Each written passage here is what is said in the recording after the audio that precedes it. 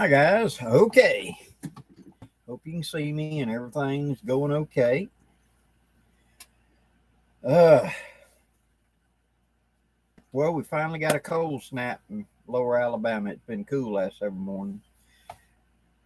Hello there. I'm going to take a stab at it and say Bumby. Hello there. How you doing? But as I say, we finally got a cold snap, which is that wonderful moment when you realize you made it through the summer and the heat is over and it's actually cooler. Now, let me see if I can direct that where it's not glaring so much on the lens. Try that. Even better. Okay. John Kennedy, hello, sir. Outdoors with Sean, hello. Wayne Wiley, hello. Hello from South Georgia, hello there. Hope y'all are doing okay tonight. Stephen, hello. Good evening. It's a big thing down here for us whenever the summer ends and we get that first cool day. It really just, makes life so much better, believe me. Hello, Todd Gibson. I want to go canoe, dude. I really, really do. Unfortunately, I already got somebody coming in tomorrow for meeting me to do something, and I got plans on Sunday to go to the lake, Saturday to go to the lake to meet someone that's driving up from Florida to meet me to talk about something else. So I'm kind of committed, but I would love to go to the river with you guys. Just keep me in the loop.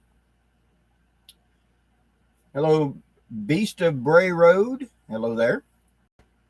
Hello, Herbert from North Carolina. John from Ohio. SD Mountainman. Hello. Hiram. Hello. William Cruz and Les Moore or Murr. Hello, Mopar. Hope y'all are doing well tonight. It's been a busy week. I'm feeling a lot better now, and so I'm having to run around and play catch up a little bit. And my Master Woodsman class will be posting tonight. Once I get done with this, it's edited, but I got to start it uploading. And that's going to take a little bit, but I didn't want it to be uploading and interfere with the live, as far as internet. So it will be posted tonight to you. Thank you very much. Hello from Long Island, New York. Is it got cool up in New York yet? New York, not the city, but the country was always one of my favorite places in the fall. Whenever the colors, to me, it was actually very pretty to go up through there in that time. Andrew, do they make hollow point bullets for black powder? Usually no. It's because of the velocities of the black powder revolvers is normally so low, most hollow points will not expand. But that's one of the reasons that back in the day they used pure lead, because on impact it would smash out like you'd mash a marshmallow and act kind of like a hollow point. Hollow points did not become really a thing in handgun ammunition until cartridge firearms and say like the 38 and things like that, because they had added tin to the lead to make it better to load into cartridges at speed and industrial stuff. And they didn't mash out like the pure lead did. And so to get more performance, they put a hollow point in it. But their velocities were higher, and usually under 1,000 feet per second, most hollow points don't reliably open up. Because if you could make one reliable enough to open up at low speed, when you pushed it up, it'll just come apart. So that's the reason you got that. So you really kind of hard to find something for a black powder revolver. Pure lead will expand out and do the job you're looking for it for hunting or something. Are you going to chat about your Nighthawk tonight? Tomorrow, the Nighthawk video will be posted to the channel. I think at 3 p.m. tomorrow. And what it is I got in the prototype, I've looked at it, and I've contacted the people who are on the list that when I first debuted it out, that they said they wanted to be put on the list. So I contacted them first. We're doing a limited run of 20 to get started because we've got to work out things, and materials are just so expensive right now, guys. It's ridiculous to get quality gear. You get a quality, not just any old D-ring, but something that's actually going to hold, and not just any old thin, cheap cotton webbing, but actually good high count webbing that's going to last for years and years. And so that's what's hurting. And but I'll explain all that tomorrow in the video. But yeah, I'll show you the video, show you the stuff, open it up, show it all outfitted, etc. And I hope that explains anything. And any questions after you watch the video, just put them in the comments and I'll be happy to answer you. Hello, California. We're in the 60s. That ain't bad up in that part of the country, up in New York. Oh, man, 44 there the other morning. I'd love to see that right now. It's supposed to be a cool winter for us this year. Glad to help, John. Yeah, the woobies they got in over at Kaufman's. They got in a bunch of poncho liners, woobies. Got in a shipment of those, and so they had them up for sale. They're virtually new. So, way to go. Here for the Dan Lutz Show. I appreciate that. Yeah, the Dan Lutz Show, I'm here filling in for Dan. He's off on an adventure right now.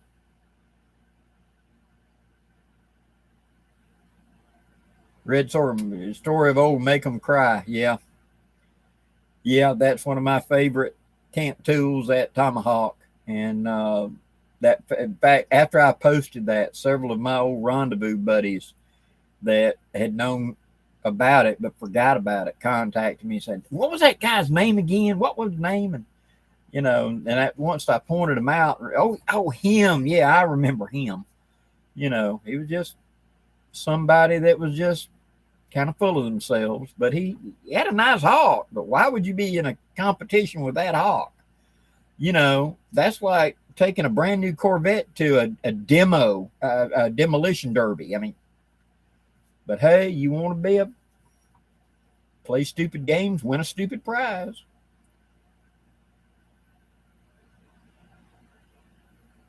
Does chamfering the muzzle improve the range and accuracy? What tools are needed to do this? Okay. It will not increase the range. It may improve the accuracy. It is a crowning tool, is used on the muzzle, and a forcing cone reamer is what is used at the back end of the barrel. If you go look at Brownells, the word brown with nails after it, it's a gunsmith supply. They'll have those kind of reamers. Now, I'm going to tell you, that stuff ain't cheap, dude. When I was doing gunsmithing, I had all of those things. But it's basically a certain angle, usually 11 degree on the forcing cone, and it cuts it to a given angle, which allows the ball to transition from the chamber into the barrel without it being like a hit and a drag. It kind of lands like in a funnel, and you'll improve accuracy. It doesn't distort the ball so much. The muzzle, usually if you got a ding or some banged up on the muzzle, it can affect accuracy, because as the bullet gets to the very end, it can cause it to have problems. And so you're correcting that, but that's what the tools are called.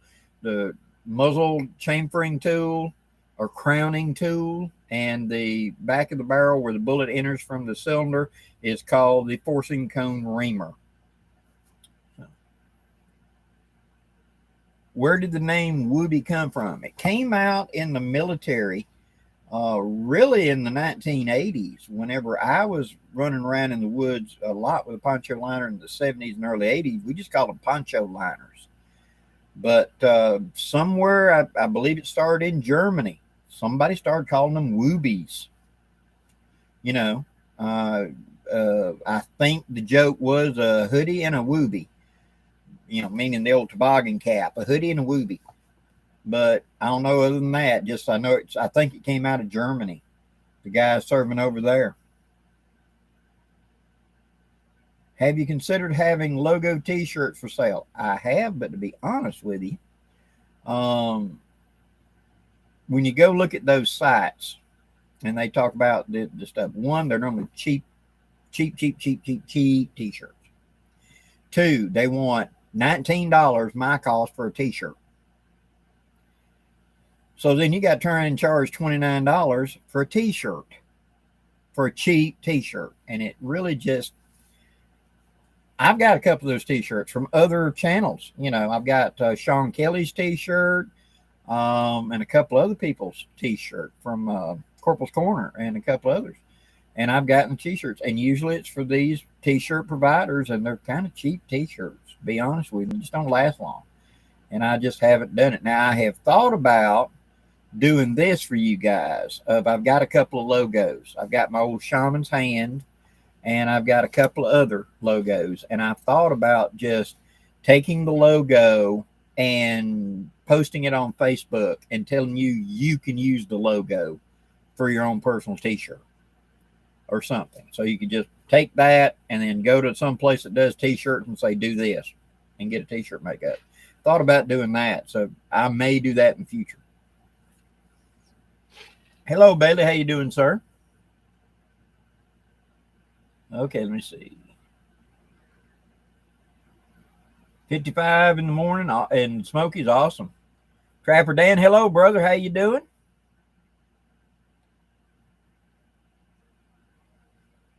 What did black powder hunters take buffalo with in the pioneer days?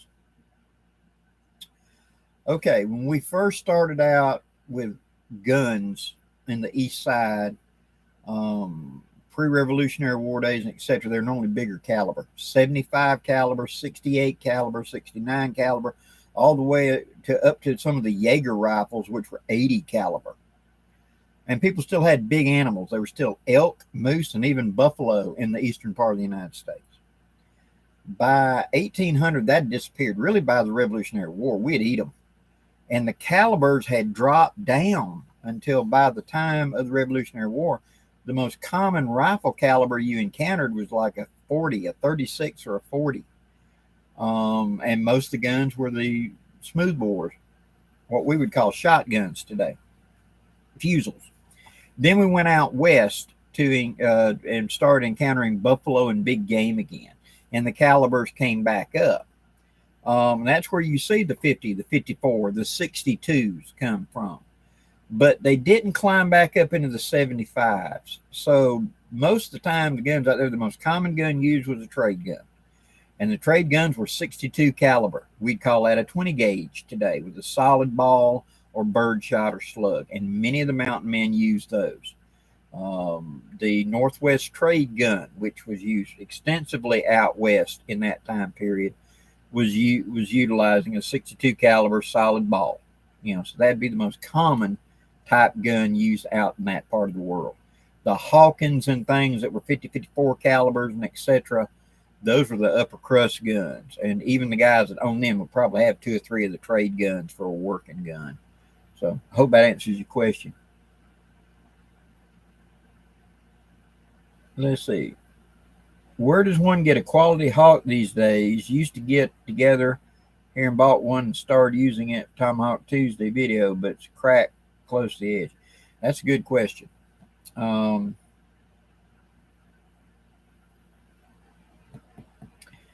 Oh boy, there's a name. I want to say it's like H&D, but it's Amish. It's an Amish blacksmith. I would talk to James Townsend and Son, because I know they've carried them before. And it comes out of the Amish community, and these are tomahawks and different kinds of small axes like that. And they're made by the blacksmiths in the Amish communities, and they're normally really, really good at a decent price. You can climb into the designer area where, yes, it's a good hawk, but man, it's several $100s. I want like a $100 or so good hawk, maybe a little bit less. As long as it's a good working tomahawk, that'd be where I'd go. And so I'd contact James Townsend on his site and ask, does he know of any of the Amish or etc. Or just go online and look for Amish blacksmith tomahawks. It's like H&D Forge or something like that. H&B, H&D, something like that. But I had one of their hawks for many years, and I was very impressed with it. Okay, I have a Forged in Fire. I've heard of those. Gary wants to know ticks and stuff down here in the woods. What protection do you use? 1, long pants. 2, I normally tuck in and tie around the bottom when ticks are kind of bad. Permatin works good on your stuff, as well as plain old off. I spray the legs with it. That'll help. Usually a tick has to be attached for at least a couple hours before you start getting a problem and you're going to get Lyme disease or something like that. So if I'm in heavy tick area, I'm going to check often, and I'm going to tuck my pants leg into my boot, tie it tight, tuck it into the boot. I'm going to have tall socks that I'm going to spray down with bug repellent or spray. And by tucking it in the boot, they have to climb up my leg. And then usually I've got a t-shirt that's tucked in and then like an outer shirt, if possible. And I just check. They're normally going to be around your belt line, or they're going to come through your arms or something like that. If you feel it on the neck, normally I'll catch him real quick. Wearing a hat is normally very helpful because they quite often drop off of bushes and stuff onto you. A lot of people think they crawl just straight up. It isn't that. They'll come out on the edge of limbs and things and look for a deer or whatever to come under, and they'll drop down on you. And I have more times than I care to count had a tick crawling around the edge of my hat because it dropped down on my head. So Permatin is a great thing to put on that. If you'll take B12 or one of the B vitamins, it makes you kind of sour and toxic to all the blood-sucking parasites. He won't stay attached to you. Me being hypoglycemic, I have a lot of health issues, and so that you'd have one lock onto me and he won't be there 10 minutes, he'll unlock. I taste bad. Mosquitoes don't bother me that much because of that, but usually just good deep woods off, trying to do preventative measures, and Permatin on my gears, what I do.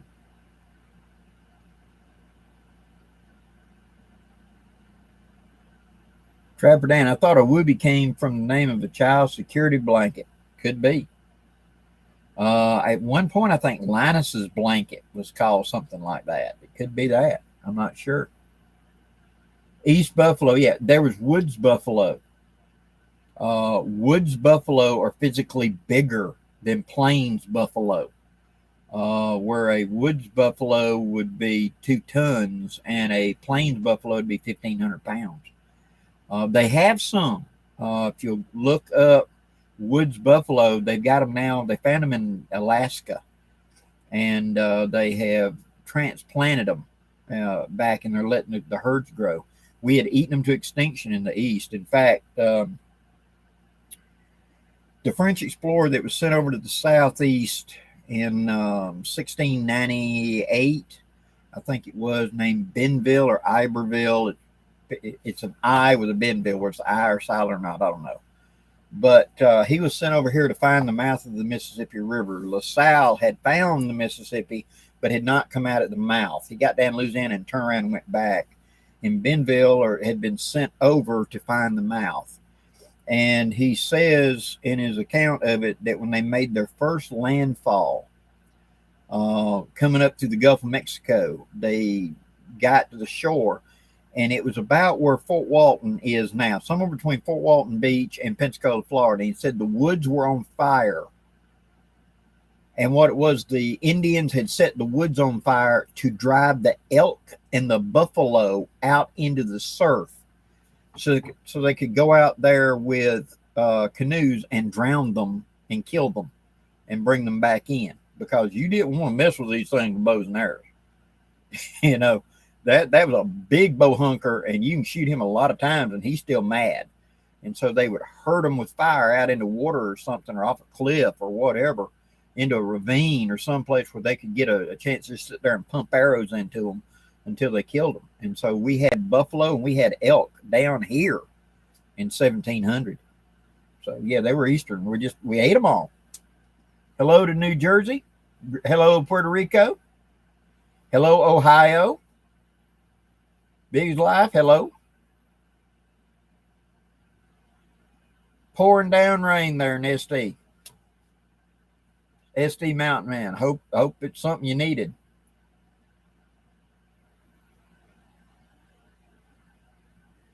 Do you know how to harbor bottoming a cylinder acts as a Colt thing? I think you're talking about true up the bore so it is perfectly aligned. Yes, I do, but that requires a lot of specialized measuring and plug gauges. Those are where you're going to come down the bore and line up, make sure that the cylinders are perfectly lined up. That's normally something you see a lot in serious level competition shooting, but not so much in the average shooter. It just doesn't make that big a deal. As long as your forcing cone is sufficiently large to allow the projectile to make the transition fairly smoothly, you're fine. It's only when you're talking about you're going to national competitions and Olympic level muzzle loading competitions that you're going to need that kind of a line bore to do it. ST Mammy, you're stuck out in the shop. Probably where you get signal. I understand that. Kids, hello, Pam. Good evening. Kids today will never understand the joy of standing there holding the rabbit ear with a piece of aluminum foil and steering it so that your parents could watch something on TV. You know. Edgar, I find ticks crawling on me, but never attach. Mosquitoes think I'm delicious, though. That can be a good thing. It could be that your pH, all of the parasitic blood things like ticks and etc., require that your blood be within a certain pH, including mosquitoes. If you're too base or too acidic, they're not going to bite you because you're toxic to them. Their little systems can't handle that level of acid or base. And so, being a hypoglycemic, I stay heavily on the acid side. That's one thing that makes me. But my wife is one of those that she'll just draw mosquitoes from 3, zip codes. And if we're going to go out and camp out, she'll start taking like B vitamins the week before, 2 at a time. You can't OD on them for short term because you're just going to pee out what you don't take. But it makes her blood more one way or the other. And mosquitoes will still show up, but they don't bite her as much because she's actually, that's what the mosquito gets up here and does that. They're actually trying to smell they get places where there's a lot of blood up underneath the skin, and they're trying to smell and get an idea what your pH is before they bite you, because you'd be toxic to them. And it keeps ticks, chiggers, and everything else from bothering you so much because you're actually toxic to them.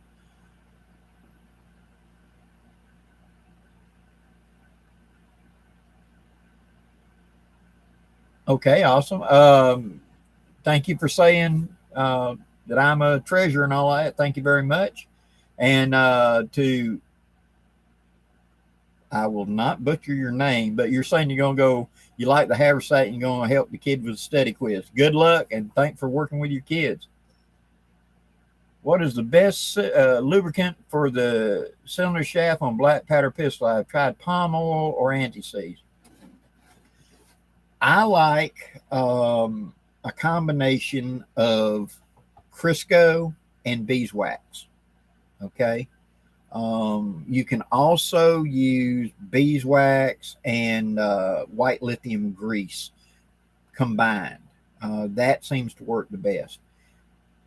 Crisco and stuff like that, or lard, actually season the bore a little bit, and they actually season the arbor and etc. become less anti-stick. Anti-season stuff is still a petroleum, and when you apply sudden flash heat to it, it wants to burn and becomes tar-like, and that's the reason that the beeswax and the lard does not, and it makes a very good lubricant of it. Remingtons, you see this because they have that very small base pin. And what I do is I take a triangular file and cut grooves into mine so it will hold more lubricant. So as the gun fires and the warmth of the cylinder will cause it to run, and it's usually the front of the cylinder starts binding up first. So turning the gun down and spinning the cylinder will get extra lubricant to it and keep it shooting longer. Let's see. I know John listening when you went to Enterprise. Glad you did. Nicholas Foster paid for it. Thank you, sir.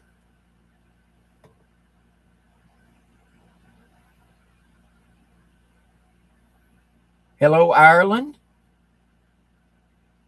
Mopar, they reintroduced elk here in the Smoky Mountains. We got so many now, we have a hunting season. Fantastic. When I was a small boy, I can remember the honest to God sadness in my grandfather's voice. is he talked about everything was gone from the woods. The deer were hardly any left. There were no alligators. There were no mountain lion. There were no black panthers. There were no wolves. There was no bear. There was no nothing. You know, he says, might as well be a park. When he was a young man, you had to tote a gun in the woods because there were things out there that would hurt you and you needed to be able to defend yourself. And it was all gone now. Well, in my lifetime, I have seen the alligator come back to where now the world record alligator is from my state of Alabama. It was right at 20 feet long and 2 tons. And I've swam in the river at the place they got that thing in my lifetime. They have reintroduced the deer in here, and we have one of the biggest populations in the United States, well over 2 million deer in the state.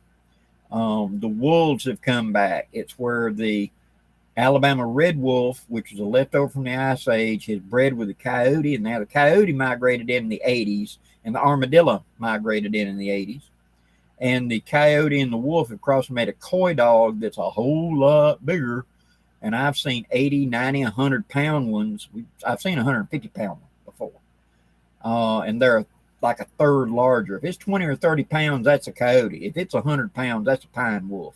They're actually a coy dog. We down here call them pine wolves. They've come back. And the black panthers have come back. And they say, oh, there's no such thing as a black panther. Yes, they are. They are black jaguar that were in Mexico and migrated in. People have forgot a bit of history that in the 1500s, when the conquistadors conquered the Aztec Empire, there was a group of Indians, a tribe that lived in the northern reaches of the Aztec Empire called Muskogee, who they left. They took this opportunity to leave. And they went into Arkansas in the late 1500s, and they migrated east and came into what is now Alabama, Georgia, and etc.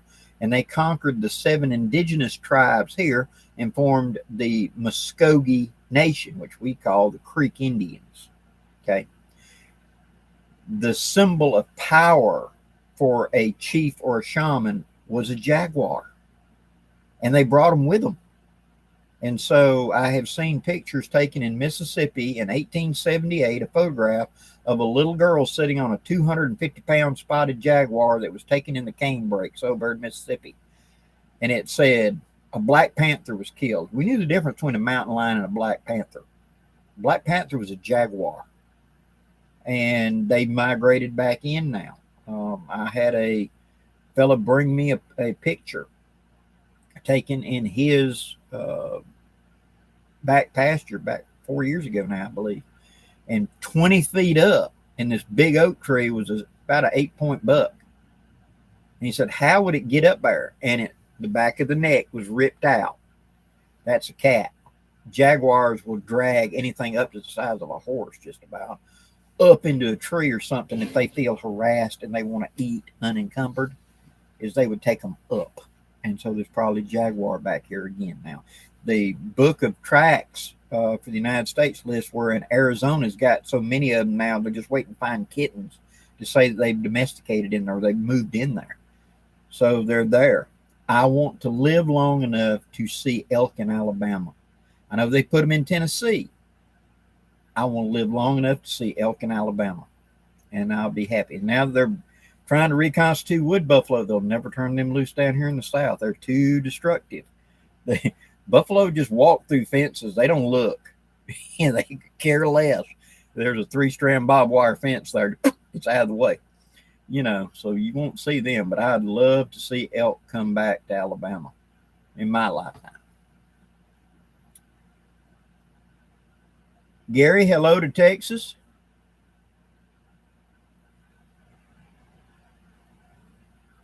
CJ, how did the lube project? It worked out fairly well.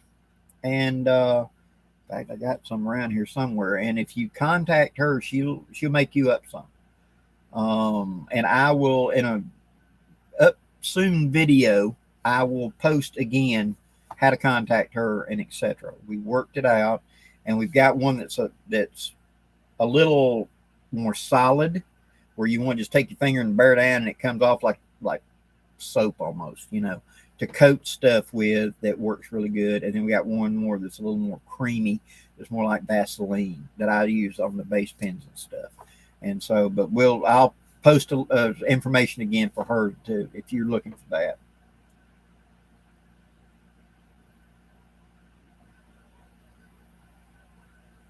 Oh boy. Rudolph, how do you take bullets out of a black powder and send them? They're loaded with powder and Crisco. Okay. One, can you take the nipple out? If you can unscrew the nipple, come in with a pick or something and just get the powder out and run you a long, narrow punch in from the nipple side and go tap, tap, and just walk it out. It's just friction in there. Can't do that. Take two. The other way that I found to do it is just take a drill and make a teeny tiny hole in the middle of it and then put a wood screw in it and screw the wood screw in, then clamping the cylinder onto a vise or something, put a claw hammer on it and go tap, tap, tap with another hammer and back it out. It's not fun. They make ball pullers and stuff like that. They make a device that screws in. If you can unscrew the nipple that screws in and uses CO2 to blow it out. I know they made them for quite a while. But other than that, it's just friction in there. You just got to get a hold of it and pull it out. It's no fun. After you've air loaded a couple of times and forgot to put powder and done it, you'll always remember to put powder in one.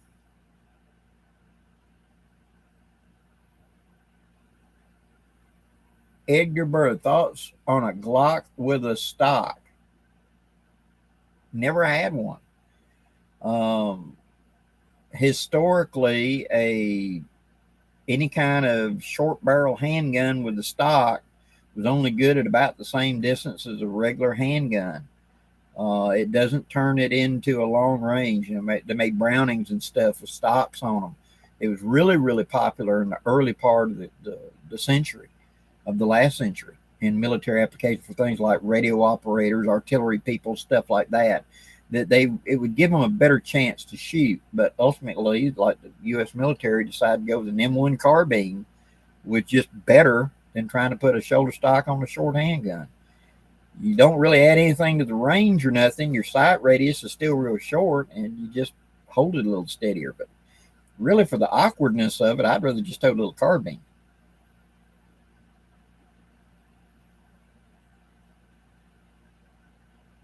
Briar Smoke, bear activity in Northern California is ridiculous. In 50 years, never seen them like this. Walk through your camp in broad daylight. When the bear population reaches a certain critical point, bears are actually a lot more social than people realize. And we found this out by putting camera collars onto them and turning them loose. And we thought they were solitary individuals. And we're now finding out that no, they're not. They'll actually get in groups. Once they, start associating trash cans with food, B, cars and stuff like that as sources of food, they're just going to wander through. And so Florida had its first first bear hunt about like 3 years ago. And they said they would allow 300 total to be taken in the whole state. Well, they got all 300 in one weekend. That ain't having to hunt them. Those are all your nuisance bears that are showing up at the Hardee's in Fort Walton Beach every night to go through the garbage can and stuff. So that's where you have to trap them and move them to a new location, or you've got to take care of them because they become nuisances. And so bears, once they become emboldened, they can be a problem. They're not like a dog. They're awful powerful when they want to be. And more people get in trouble with black bears than they do with the other bears. Because once the black bear kind of loses his fear of you, he's kind of bold. He'll just come through the front door, push the door out of the way. He smells bacon. So, and as my granddaddy said, he taught me about bears when I was a boy. He said 99 out of 100 bears will run from you, but they don't come in that order. So just bear that in mind.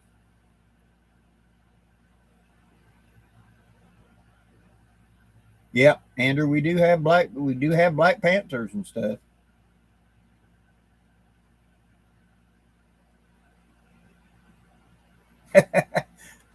100-pound bag, get out of it. Nope, I'm happy down here. I know where I'm at.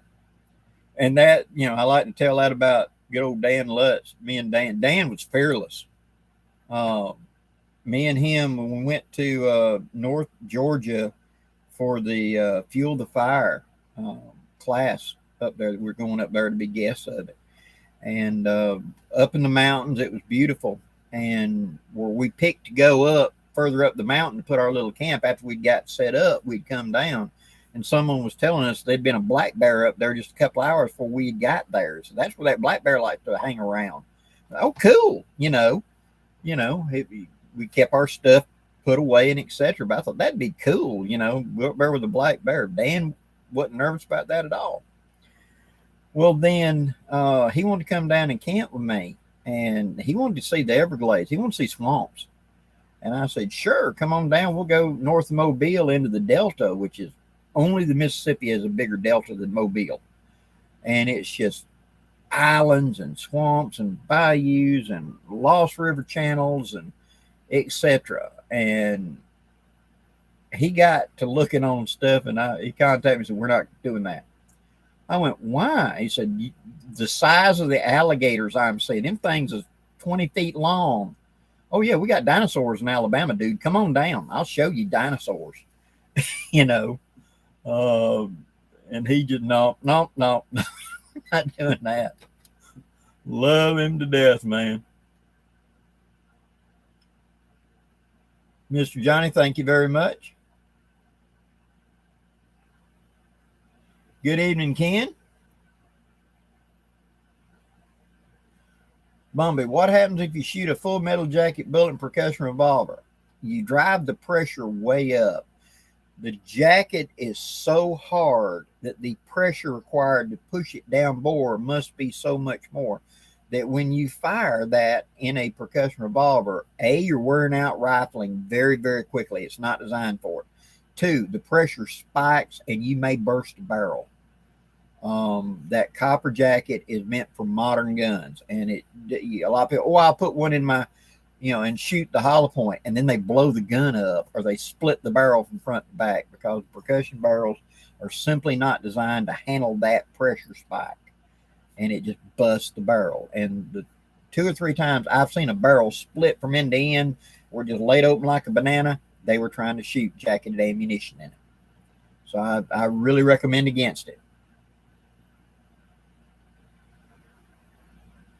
True man, I want to see elk in Hawaii. That's going to be a challenge.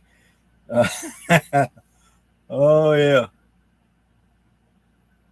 Hello, Sean. Blackie, you're familiar with the topographic history of Ozark Mountains being a continuous mountain range over the Talladega Range. Yes. All of the mountain ranges down here are connected. One of the biggest problems with them finding dinosaurs in Alabama is because the dirt that the dinosaurs walked on is 900 feet down right now. That's because when the 2 plates came together and formed the Smoky Mountains way back when, it pushed them mountains up and formed something that made the Himalayas look like molehills. And they've eroded down, and all of Georgia, Alabama, Florida, half of Mississippi is one giant erosion plain from them mountains. And so the mountains in Arkansas, the volcano that's underneath Jackson, Mississippi, was originally over in the Bahamas, but everything's moved that way, and it's still sitting there. And so you have all these mountains, all these things are interconnected. And when you dig down in your geology, you start finding out how much all of this really is connected.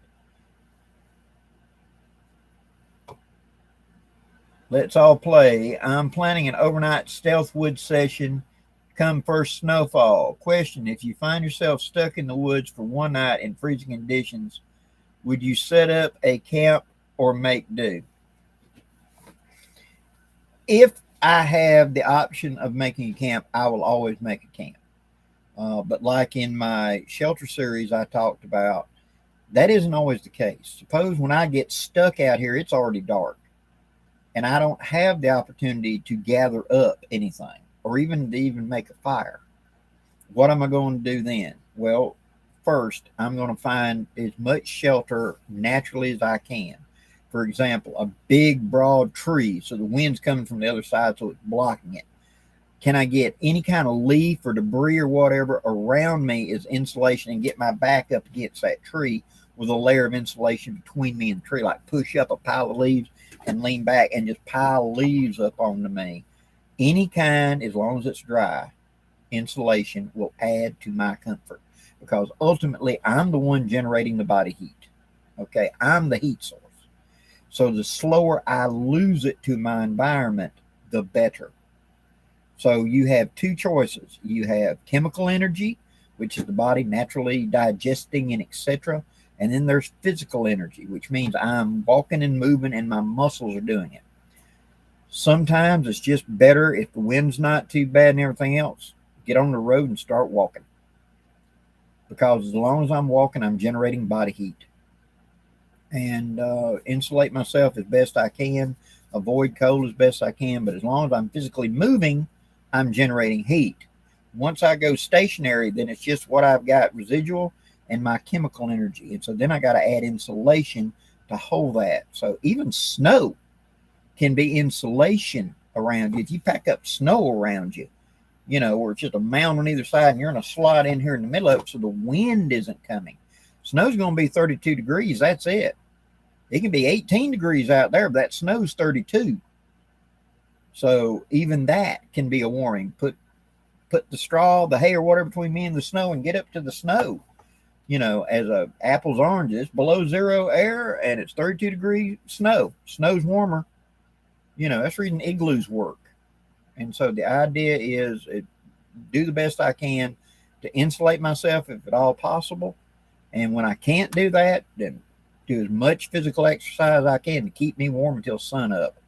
Because the worst it can be is 12 to 14 hours till the sun's coming up, depending on your altitude and etc. If you ain't up north with it 6 months, that's going to suck. But do the best you can. That's all I can tell you. I've been trapped in some bad conditions before.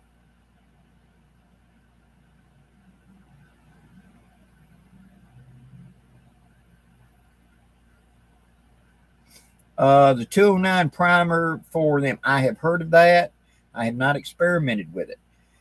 I'm kind of a little iffy on that because the 209 primer is a pretty powerful primer. I mean, that's for shotgun shells.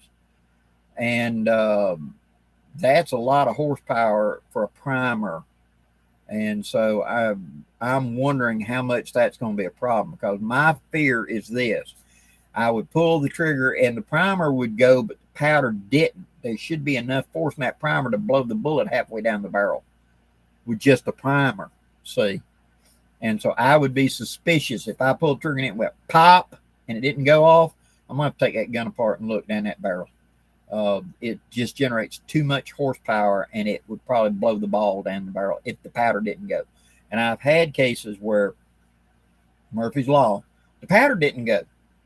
I had to recap. You know, anytime I pull the trigger and it goes pop, I'll hold it, aim in the safe direction, give it 30 seconds. Bring it to half cock, recap, try it again. If I pop 2 or 3 times and it ain't going, I give it another couple minutes facing off in the safe direction to be safe. And then I start trying to figure out what happened. Did I air load, or is it just for whatever reason bad powder, or is there some sort of blockage inside, like one big grain has got plugged up over the hole? But those 209 primers, I'm a little leery of them because they are so powerful. Hello, Tiny Tide, welcome.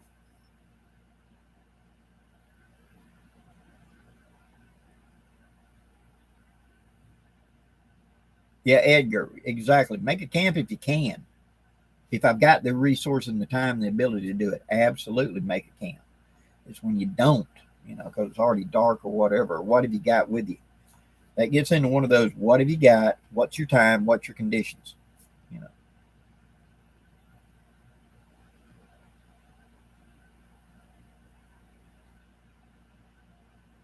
Oh, yeah, Sean, down there in Osceola.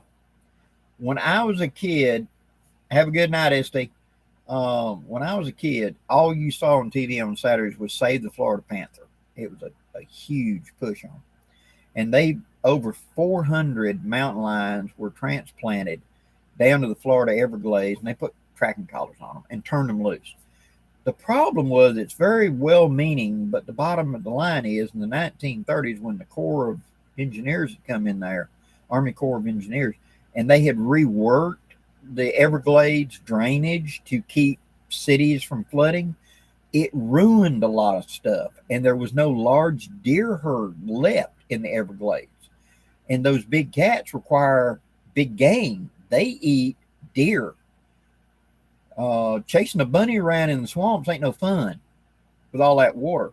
And so he needed big food. And so when they would transport these lions in there and turn them loose, and almost every one of them within 30 days was gone. They'd turn north and go into Georgia or Alabama. They were gone. There was no herd down there to feed them. And so once they crossed into Alabama or Georgia, they quit tracking them. And so they reseeded Alabama. They're trying to reseed the Everglades. So, yeah, you come around the corner and you see one. I've seen a few here in Alabama, actual mountain lion. And I was very lucky on one of my times. I was hanging in a hammock, using it for nature observation. I got all camouflaged up, and I'm in my hammock because you don't look like a human in a hammock, in a green hammock. The shape doesn't attract them. And I watched one at probably about 30, 35 yards go through these planted pines walking by me. You know, big male, probably about 150 pounds. Let's all play. Thank you very much. John Mack.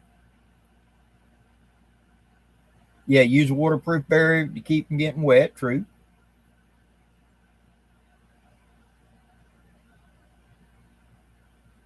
Justin, do I have any experience with black powder shotguns? Yes, sir. I had a double barrel 10 gauge Pertisoli for a number of years. It was a fantastic gun for hunting. You could load it up or load it down depending on what kind of game you were doing. And a lot of people don't get that modern shotguns, your 12 gauge, your etc., the smokeless shells that you buy are meant to duplicate the black powder ballistics. They aren't light years more powerful. They're the same power, speed, etc. It's just what smokeless powder is going to get this shot column moving at this speed. That's all it is. So a black powder shotgun is not in any way inferior to a modern shotgun, except in reloading speed. But as far as actual performance on game or something, they're identical. Especially in my personal experience, I never saw any problem. They did exactly well on the skeet range or whatever, as long as you got a good action that's a fast action, so you don't have delays or anything like that. And that's if you got percussion with direct, good, clear flash holes, it's instantaneous. It's like shooting a modern shotgun. There's no disadvantage. Hello from Colorado, Mr. Woodcrafter.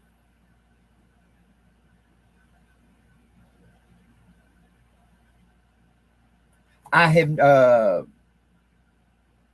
Ostekuste, Ostekuste.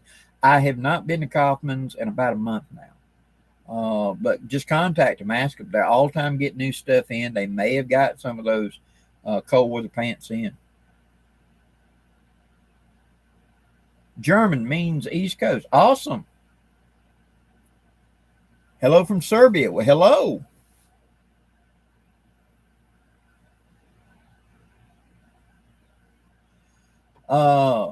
Morris wants to know about using 4F in a black powder revolver.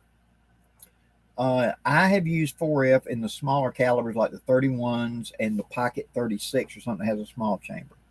You can load them into the 44, and the Lyman company back in the 1970s took an 1860 Army and a 51 Navy and went to one of the largest accredited ballistic labs in the nation, where they're the ones that test the safety of everything, and had them test a percussion revolver in the 36 and the 44 with all the powders available, including 4F. And they found that it was perfectly adequate and would not be an overload in the gun. Now, typically 4F is used as a priming powder in flintlocks. I have found that it is not, that you can use it in a 44 caliber. The question is, and it gets kind of iffy here, okay? your compression becomes really, really important, because if you don't compress it to about exactly almost the same exact level every time, the same amount of press, it will vary the velocities a lot more. And so a little more pressure, the velocity goes up a little because it's compressed a little tighter. A little looser, it's a little slower. And so it makes your groups get a little bigger. But if you'll do it very evenly, it can be a very good pistol revolver cartridge, powder. Wow. I'll get it out in a minute, guys. But it can be done. I'd recommend starting with like 25 or 30 grains and go up really slow and see how it performs in your revolver. I had an 1860 Army CVA back in the 80s that absolutely loved 30 grains of 4F. It just made ragged holes at 25 yards, clusters with it. So it's viable.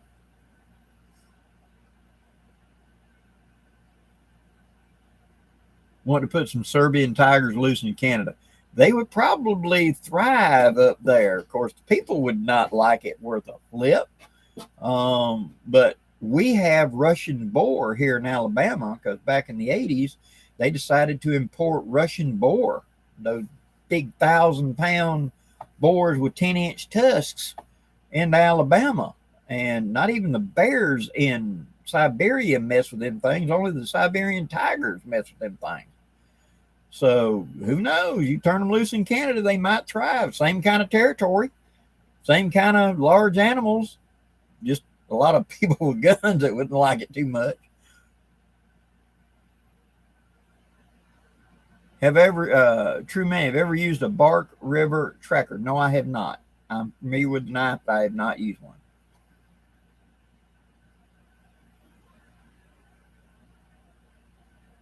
Okay, Brian Smokes. I've been sleeping in a war bonnet Blackbird hammock lately. Can't seem to find a pillow to stay put. Any suggestions?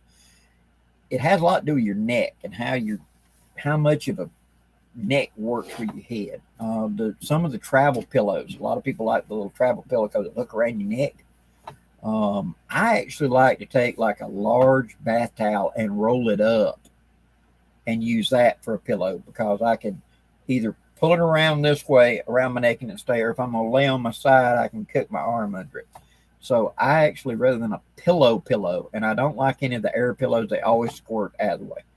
You know, you put the air pillow up there. If it's blowed up tight, then your head feels like it's like that. If it's not blowed up tight, then you're down in the hole and the pillow's bowed up here. And so quite often, I just used a large roll-up bath towel, and it's what works for me. I need something underneath the back of my neck. Otherwise, I wake up with a headache because my neck's wrong place in the hammock. Hope that'll give you some ideas. Nathaniel, I like your Blackbird knife, but it's a bit expensive. Not cheap, I'll be honest with you. Do you know of a short kukri knife like that on a cheaper scale without sacrificing so much quality? That's a tough question right there, guy. If you will look online, Amazon or whatever, and you're looking for a jungle kukri, it's a smaller kukri about that big, and it's more of a belt knife size, and I've showed them in my videos before. I've had them. If you're looking for a kukri-like design and a belt knife, and they normally run around the $50 to $60, $70 out of Nepal, and they're handmade. So don't go for the fancy ones. Go for the plain one. Plain one is a working knife. The ones that are actually fancy and all like that, they may or may not work well, because is it being made for the tourist industry or the working industry? The working industry, especially if it says villager, that means it's a working knife. This is meant to really be used. A lot of those fancy embellished ones are not, and therefore they'll break. And so look up a jungle kukri. Quite often you'll find them on eBay and Amazon under that name, jungle kukri. They're a little bit smaller. Maybe that'll be more in your range.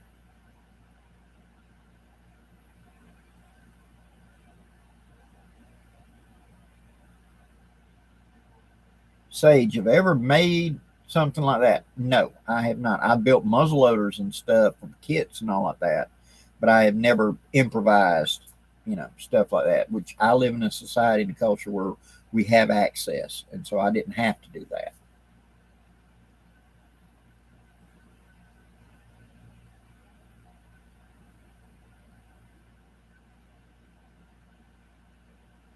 I know John talked about Buffalo around Kinston area. Yeah, I have heard that as well. Um, Also, not far from there, between Kinston and Opp. Used to, you came down old 134 and you went down a canyon road in there. And there was a guy several years ago had a big ostrich farm and had like 1,500 ostriches. And we had one of those hurricanes come through, and he had a lot of ostriches get loose. And so I've heard of down there in the P River bottom and along the excuse me, that P River on that? Yeah, P River bottom, that people have encountered wild ostriches now. So in lower Alabama, we got alligators, we got wild ostriches, you know. He was talking about that he had heard about buffalo and that some of them had gotten loose and are out there. And I know of one elk that got loose. It was being transported, but they did eventually get him and take him back. But yeah, you never know what you're going to encounter. If you'll do a search, and you guys are going to think I'm kidding, but look it up. Gorilla in Alabama. And what happened was down in Florida, they had one of those amusement roadside attractions or whatever, and I believe it was called Primate World or Ape World or something. And several years ago, you had a hurricane tear it up, and a lot of their big apes got loose, and they had 2 silverback gorillas that disappeared, and they never got them back. And there were several chimpanzees and an orangutan and a couple other things that got loose. And about 2.5 to 3 hours north of me, in the Talladega National Forest, there's a small town up there, and in that report that you can look up and find called Gorilla in Alabama, they're in this small town. Everybody's at a little local restaurant eating, and this silverback gorilla went walking down Main Street in front of everybody a couple of years ago. And where I hold my event is outside Conecuh National Forest. And this past year, right before we had the event, someone on the interstate on the other side apparently had some picture, whatever, of a gorilla, which he thought was a Bigfoot, but it's a gorilla, right in the edge of the wood line, right there on the far side of those 70,000 acres. So we may have a gorilla running around in my neck of the woods too. Wild ostriches, gorillas, it's a wild kingdom down here, guys. You never know what you're going to encounter in the woods. Hello, Kevin. How you doing? Captain Warren, what top 5 items would you hide in a stash hold, bug-eyed items that'd be on the top of your list? That's a good question.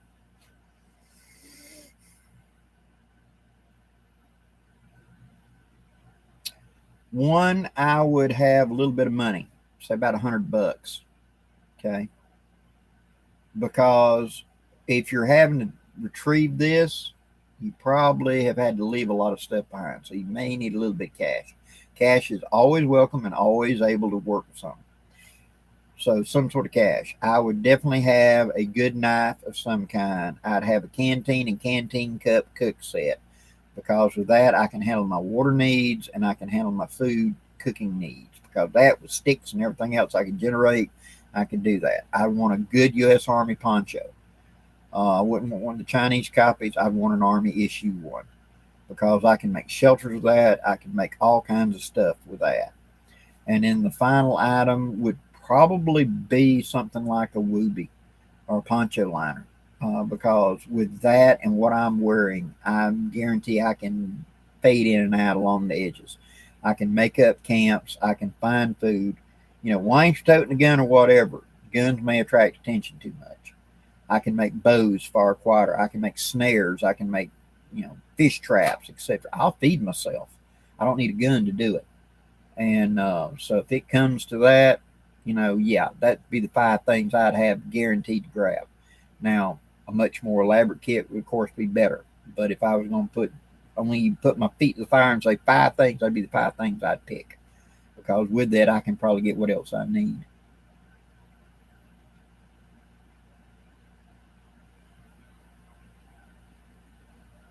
Steve Fisher, hello, sir.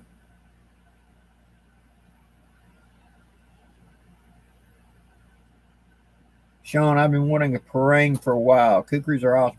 Parangs are very nice. I've played with them a little bit.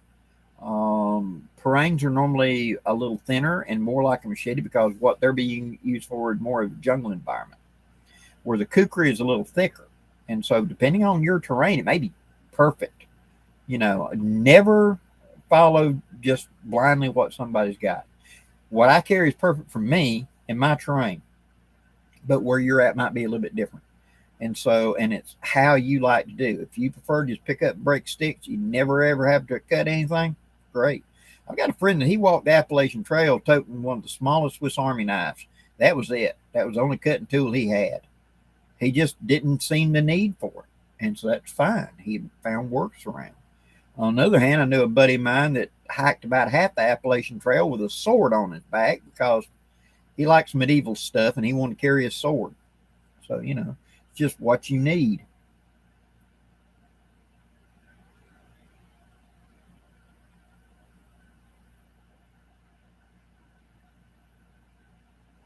I know, John. We had ostriches and emus. He lived about 2 miles from me. You know what I'm talking about then, that fella. Yeah, I know somebody that was on a deer blind several years ago, and early in the morning, he heard something, and he thought it was going to be a deer. And when it broke cover and came running at him, it was an ostrich. He was so flabbergasted he didn't shoot. It so spooked him, because all them feathers and everything. It was running right at him, and he had to dive beside the tree, and it blew by him. And in the blowing by, one of the smaller feathers had come off of it, and it wasn't trying to get him. He just spooked and he's trying to run away, And man, you imagine a drumstick off of one of them suckers? Can you imagine a Thanksgiving dinner with an ostrich up there? There'll be a redneck will do that. Give him time. Sean, are the Rothko punches any good? It can be good and bad. I have had some of their gear that was very, very good. And I've had some of their gear that was kind of spotty, just to be honest with you. My recommendation is order from a good site that you can return it if it's not good quality. Get it, take a good look at it. If it doesn't appear to be well made, send it back. But for the most part, I have had some of their gear several times. And some of it was really, really good. And then once in a blue moon, you get something good, So, wish I could tell you more, guy, but Rothko does a lot of business. So,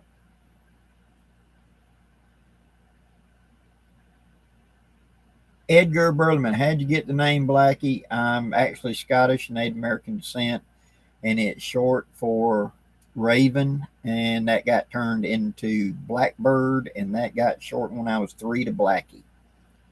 So, Blackie Thomas.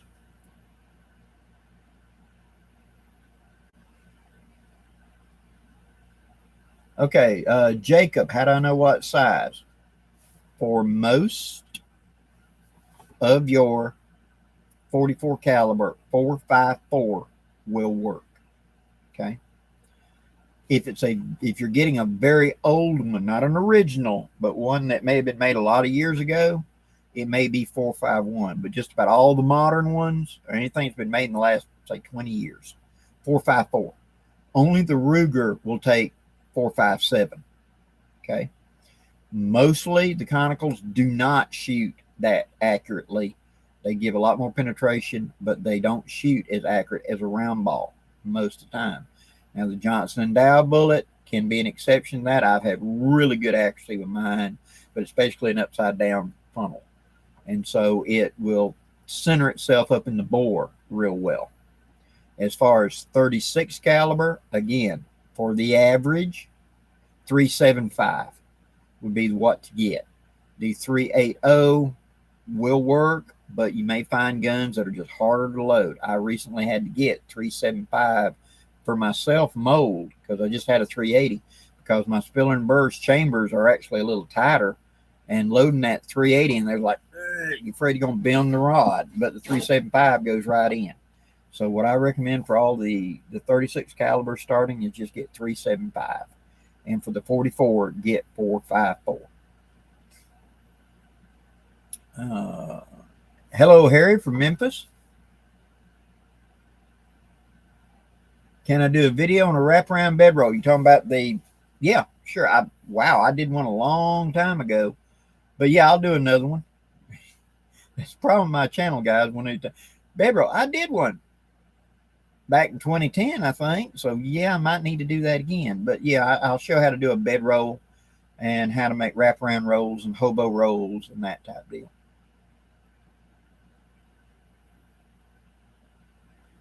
Okay.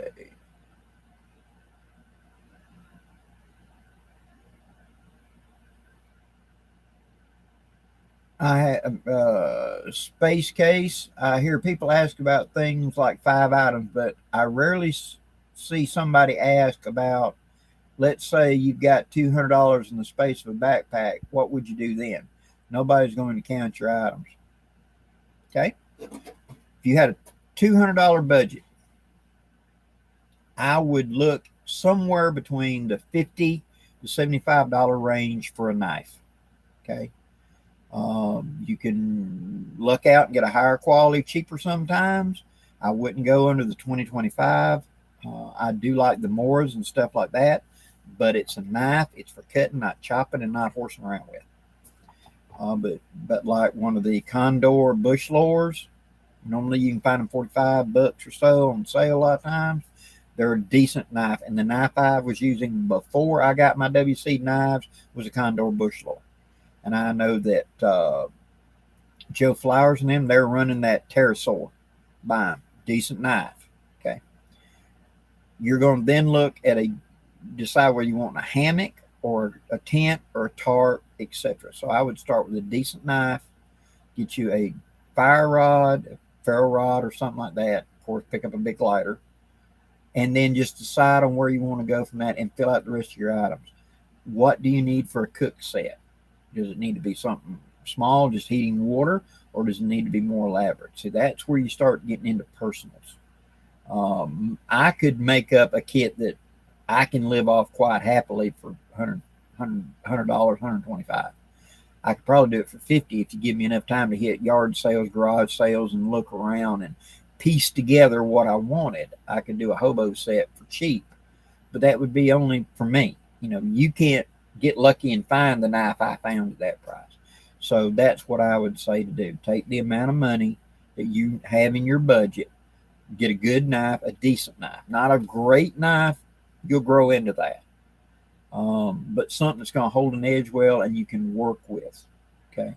Down the line, upgrade your knife, upgrade your shelters when you get the time and the money.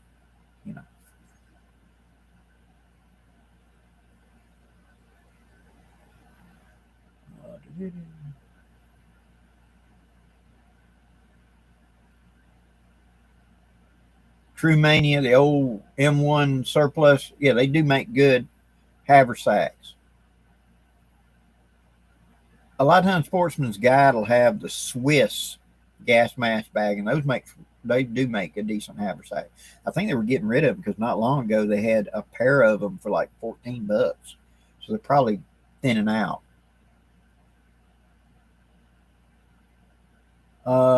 Randy, where can you find Alaskan packboard planes? You're talking about like the old Trapper pack. If you look online and just do it by that search, a lot of times you'll find it. I know that Canterbury at one time did a Trapper Nelson build, and Bannerman's group is on Facebook, is a group devoted to early 1900 camping reenacting, and so that'd be a good source. Sarge, I'm sorry, Venning or something. The name's missing me. That runs that channel is publishing videos on making your own gear right now, about making tents and everything else.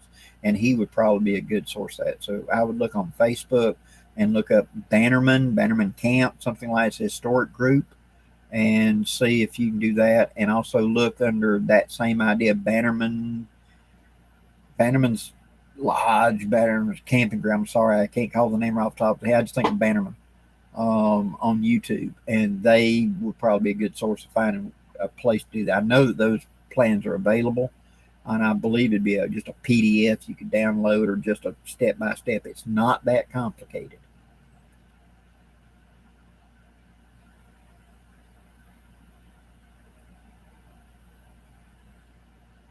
Alan Rice loved old school military surplus. I agree. I mean, most of my life I wear surplus all the time. I use it all the time. It's just good gear for a decent price, and you don't feel so bad when you tear it up. You know what I mean? I've got good friends. He wears these tactical pants. $60-something for this tactical pants. You can't cut it with a pocket knife and all this stuff. And then when it finally does get screwed up, he's complaining about how dirty his pants look, or he got this whatever on his pants. And this is witchcraft, not a fashion show. I wear surplus stuff, and I've come home. My wife will tell you several times I've come home from where things went bad. Turned over a canoe, slid down a bank, whatever. I came in one time and I'd slid down a bank, and the pants I was wearing had ripped about from the knee all the way to the butt, to the belt loop. And I just come in, stripped them off, pulled my stuff out, threw them into the pile to recycle them into other things, gun rags or whatever, and grab another pair of $5 surplus pants. I mean, that's just the way to go.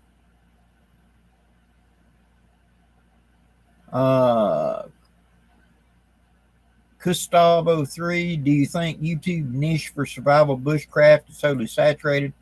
How would a new creator stand out at this point?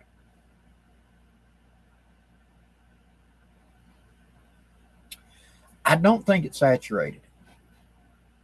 And I believe that knowledge is never wasted. When you're trying to start a YouTube channel and trying to get into it, understand that don't get in it to be a moneymaker. Don't get in it to be, this is going to be my life. Get in it because you want to share information. Talk honestly on the topic that you have information on, that you know about from personal experience is always best. Be honest with your audience. Never be afraid to screw up and say, well, I messed that up, because you're human like everybody else. And too many in a lot of these channels try to be, professional and all this stuff. And really it comes across as fake in many ways. Be yourself, be real, and realize who you're talking to. I want to talk to that guy he's starting out. He just wants somebody to give him an idea, a helping hand of how to do this, what direction to go, and etc. I can't do the job for him, but I can give him some of my insights of the pitfalls of the path of learning how to build fires, learning how to camp, learning how to cook, learning how to do all this stuff.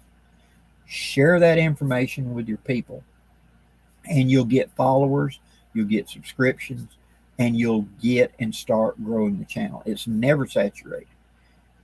If it was something that they could just snap their fingers and saturate it, there'd be 5 people putting up videos for bushcraft, and that'd be it. But it's not. You're talking about everybody loves vanilla ice cream, right? Not everybody. What about chocolate? What about strawberry? It's other flavors of survival. Are you a city dweller that's trying to figure out survival so that you could retreat out of the city because of whatever? Are you a country kid that's trying to share information about outdoors or whatever? Everything is important to somebody. And so take your information, just put it out there honestly, straightforward, and do the best you can, and be willing to laugh at yourself and say, whoop, I screwed that up. Be human. And it has been my experience, people will follow you. People will listen to you. And the number one thing, be human. There is no such thing as saturation when that happens. You can have a sea of, everything's the same.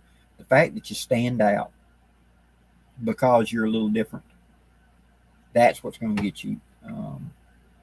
And I'll end it with this. When I was a young man, my dad kept my hair cut really, really short, and I hated it. And so whenever I got to be in junior high, I was deemed an adult and could do whatever I want. Well, I grew my hair. And when I went to college the first year, my ponytail I tucked into the back of my belt. That's how I had like a 36-inch ponytail. And I had this big head of hair. Well, the world had changed, and all the young guys, see, had short haircuts and baseball caps. They wore the cap sideways or backwards on their head or whatever. And I didn't. I had long hair and a hat. And I walked into the student center at the college, and there's probably 200 people in here. And when I walked in, everybody looked up, saw me come in. And this one table of these young guys over here, one of the guys, they all kind of snickered and made some sort of little comment about it. And I stopped and I looked at him and I said, "So you don't like my hair?" And he made another derogatory comment. I said, "Notice this. There are 200 people in this room. Every one of them noticed I walked in. You look like any 50 sitting in here. And nobody notices who you are. And every girl in this room noticed me. You have a good day." And I went and sat down and did my stuff. So how do you stand out? Be yourself. Don't do gimmicks. Be yourself, and you'll stand out. And that's what's going to get people to stay with you. Hope that helps you. And when you get a channel, let me know on Facebook. I'll subscribe to you.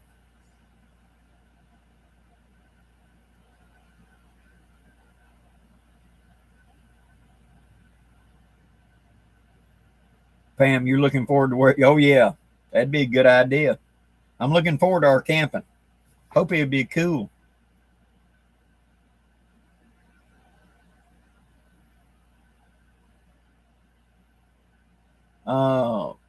Tom asked, Blackie, into black powder revolvers, do I also cast for rifles? Yes, I have a 50 caliber flintlock, and I've had other guns in the past. I've had Hawkins, I've had all the above.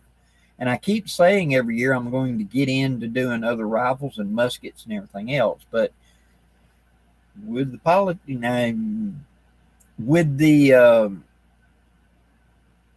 YouTube at the moment, doing pro anything like that can be a bad idea.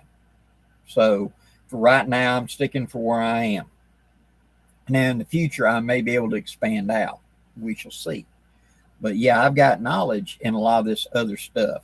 I used to build handguns, ARs, long range rifles, and everything else. So I cast bullets for myself, make my own reload, etc.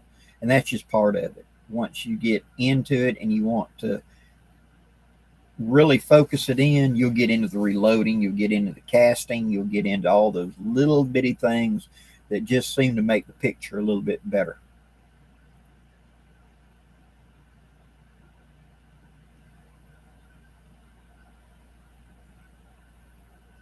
Okay, let's see.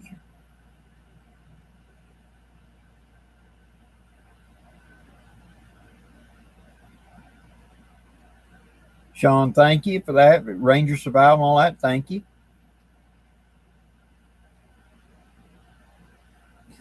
Steve, I finally decided to go long hair, started losing. Ain't that the way it is? That's the one thing. It's thin, but it's still all mine. It's still up there.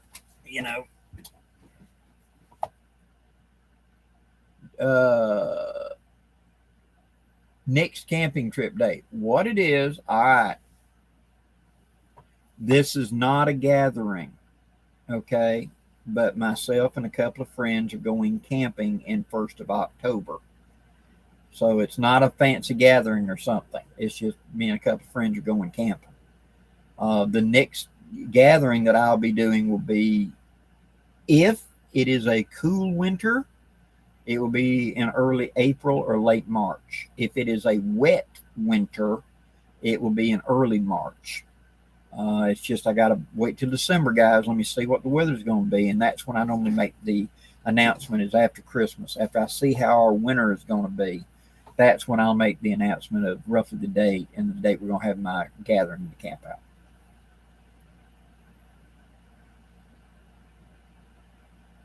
Pam, that's correct. Good or bad impressions, though. Remember who you are.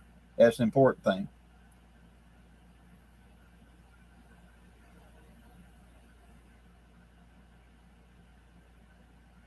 Yeah, John, I hear you. In fact, my wife has all three of my ponytails. When we got together in high school, my hair was jet black, and you could see my Native American line back then because my hair was black.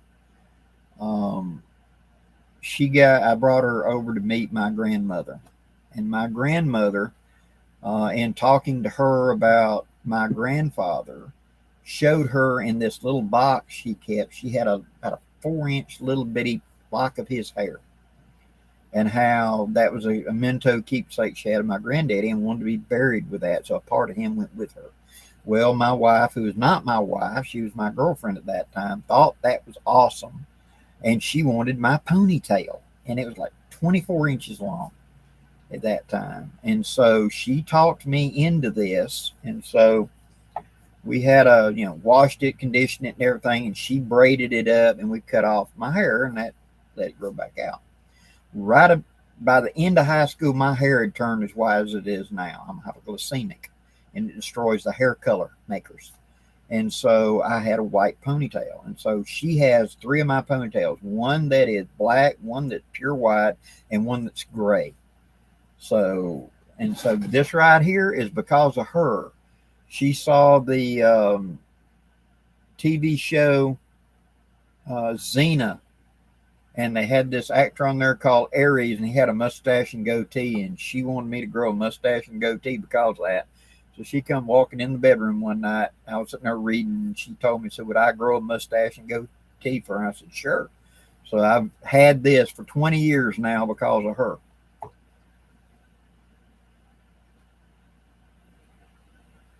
Okay, Tom, thank you, sir. If you had to choose to take only one knife with you, what would be your only go-to knife that you can do everything with and want to? That would be my Master Woodsman by WC Knives, no doubt. That's my prototype knife or my Blackbird. They're the same knife, just one's a little wider. I love that knife. I love the design. I love the way it works in the field for draw cut, slicing, cutting meat, cleaning fish, making feather sticks, all the above. It is my go-to knife, and I would carry that knife no matter what. If the world was about to hit the skids, you can bet that knife's going to be tied to me. It's going to be on my belt, you know.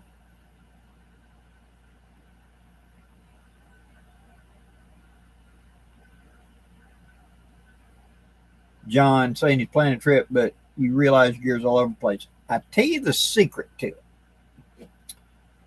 Go get you a couple of totes. And I have one of them big blue barrels that I got from Dan Lutz. And in it is my entire one-wind system of the hammock, the tarp, the underquilts, all the above is in that. See? So I just haul that.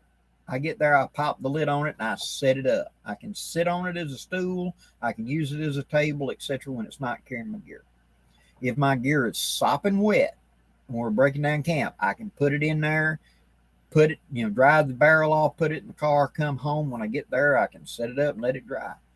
And so organize your gear into containers instead of just putting it all over the place. And that's just the best way to do it that I found. And so this tote is tarps. That's all it is. And this one is cook sets and stuff. That's all it is. And so I'm going this weekend. I pull this rucksack down. I open up and put whatever my requirements are in it, close the lid and go. When I come home, I open it up. I pull out each piece of gear, do a quick visual check, make sure there hadn't been any problems or whatever.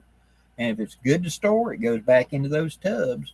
And so it's kind of like the assembly line system. You're making a sandwich. I need this, I need this, I need this, I need this, and you're done. And I've just got a couple of shelves set up with all that stuff. And I just walk up and stand there and like you're making a sandwich, make the pieces and go. When you get back, put them back in the slot.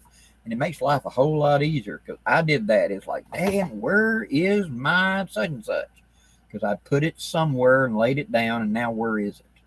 You know, easy to have that problem.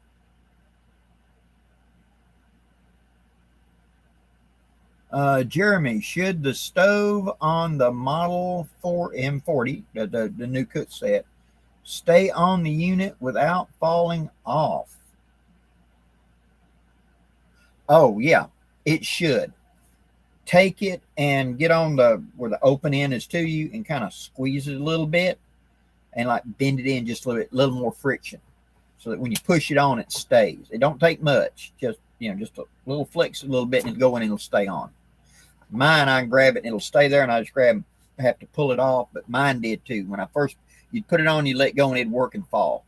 And I just took it and squeezed it a little more oblong and it'll stick better. Sean, I used soft shackles from you not long ago. I've been using those things for everything ever since. They're all over the place, simple but extremely useful. Yes, they are. Soft shackles are the way to go, and that's one of my top things that I want to teach people how to do is make soft shackles. The twist shackles that I've started doing where it's the same idea, but what I do is I take the paracord, stretch it out, and I clamp a vice grip on the one end and sit there and turn and twist it till it starts kinking up. And then you like run up and down and keep turning till it's kinking up to where you just can't turn it anymore. It's going to kink. And then I put the two ends together and unhook the vice grips, hold it up and let go and let it spiral around like that and twist up. And that's a twisted soft shackle. Now I don't have to have the slidey thing because all I got to do is open up, make a window right there. Take this end, go around whatever, stick it back through, and then put that over that knot and pull it. That's locked. That ain't going nowhere. And since it's twisted, it don't flop around or anything, and it locks solid, and I don't need any slider or whatever because it's twisted onto itself. It's acting like a spring. And like I've showed, if I make it bigger, when it's open, I can take and pull it apart and stick something into it and it acts like a bungee cord it wants to twist closed. And so I've started using these. They're great for doing that where I want to keep a bandana or something on the side of the pack. I just grab this and open this up and stick it in there and it'll want to twist right back around itself. So you ain't got to tie so many knots. I'm lazy. I don't like to tie knots. I want to tie a knot and then use it forever.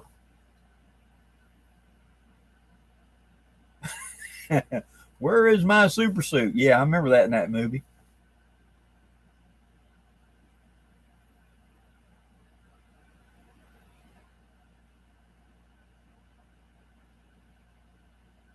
Space Case, something besides lead. That's a good challenge because one of the advantages of lead is its weight.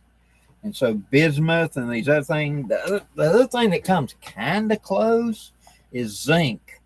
But the problem with it, if you try to make ammunition out of zinc, is it wears out barrels. It's too hard. That's the whole problem. You get into there is not any substitution.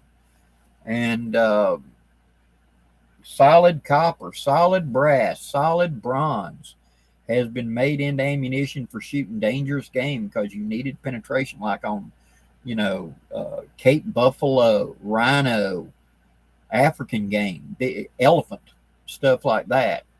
But it wears out barrels really quick. There's very little that can substitute that is heavy enough to be effective and yet not damage the gun firing it. So that's one of the reasons we've used lead for hundreds of years. It really is the only real cost-effective choice.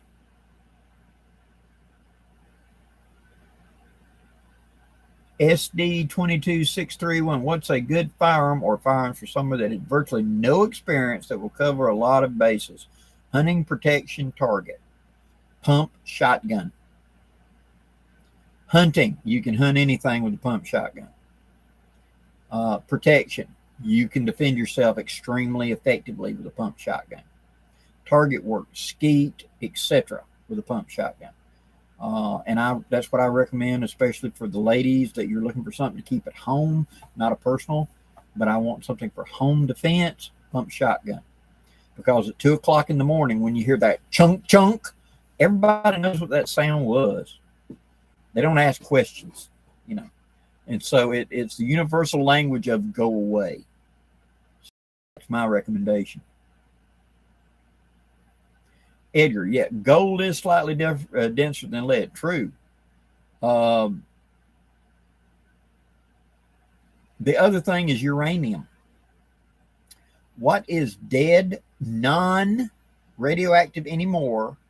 Uranium, lead. But radioactive uranium wouldn't be a good idea for a bullet either. And gold's way too expensive. Dave, you're welcome for the soft shackles and stuff.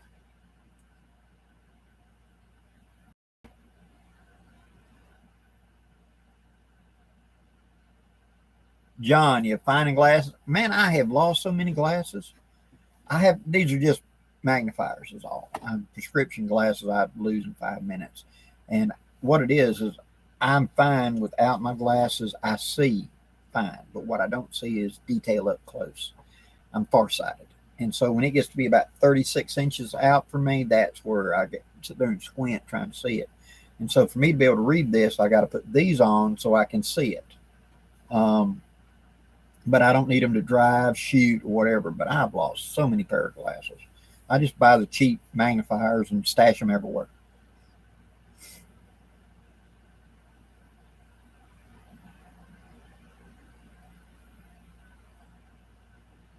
Okay, Tom, water purification. What is your method? Okay, water purification. One, boiling will kill anything alive in it. But even then, I prefer to filter it through something first to get as much as the turbidity and the stuff out of it. Because even though I boiled it and it killed it, I'm still drinking dead pond scum. And so thing of charcoal, pebbles, grass to filter the water, I'm going to do that. I prefer in looking for water, if I've got a camp where I'm going to be here, you know, and I mentioned this in the last live, was looking at a stream. It will tell you whether or not you're looking at a water table or a runoff. If the sides of the stream are kind of sloping banks like that, that is usually an indicator of you're looking at a water table flowing out. And so you can get out of the water line and go uphill a couple of feet and dig straight down and dig a coyote well. And that water should be relatively safe to drink. Relatively. It's because all the bad things that we think about, like Girardier and stuff like, require oxygen and they require sunlight. And you don't get that in the ground. So by moving uphill and digging down, I'm getting to a water table that has not been exposed. Because the reason you're seeing that flowing water is it's cut a hole in the roof and the bank is sagged down to where it's exposed to water table flowing out. But once that water gets on the surface and runs down, it doesn't go back underground hardly. So if I go 5-6 feet up and dig down, that water is relatively pure. And I can drink it with little or no problems. So that's going to be my number one, other than boiling. Now, also chemical type of water purification tabs, filtration, etc. All of those have a place and time. The filtration cartridges that are used for the water pitchers, I've seen guys rig those up to be gravity feeds. I've seen guys using the hand pumps. I've seen guys using the straws. All of the above are viable. But ultimately, finding the water source that I feel that's relatively clean relatively accessible. Once I do that, I'll dig a coyote well, and I'll probably drink it straight out of the ground, guys, just to be straight up. If it's the water's running pretty well over there, a pretty good flowing stream, and I've gone uphill, and so now I'm into a water table, that water's relatively straight, and that's where I'm going to get my water from. I'll cover it up to keep bugs and stuff from getting down there in it. But other than that, I'll dip out of that and use that. Other than that, if I'm on the move, boiling water is what I'm going to use because it doesn't require anything but the container.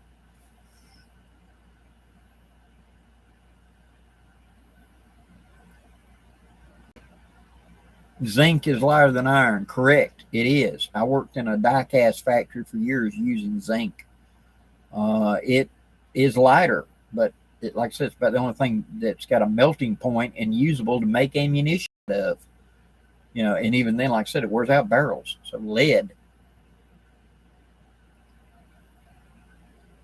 Sage, what's your preferred fishing net for a bug out bag? I don't carry a fishing net. If I'm going to do that in a stream, I'm going to make a weir. And what we're talking here, guys, is in a survival situation. Okay? The stinky hit the fan type deal. I'll find a small stream that does have fish in it, does have life in it. I'll pick a point in that stream that I like, fairly good banks, whatever, and I'll start driving sticks into the bottom, starting up on the bank and coming down into the water and going across. I want the sticks touching but not really blocking the water.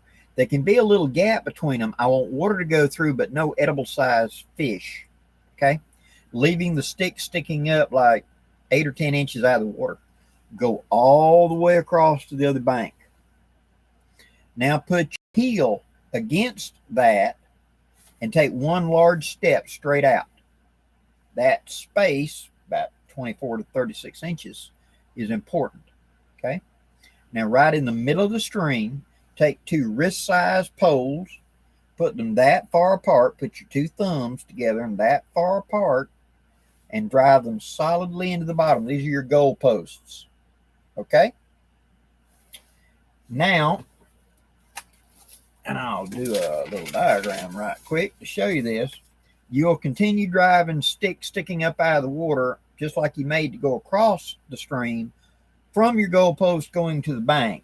So you will have something that will look like this. Just a second, and I'll show you.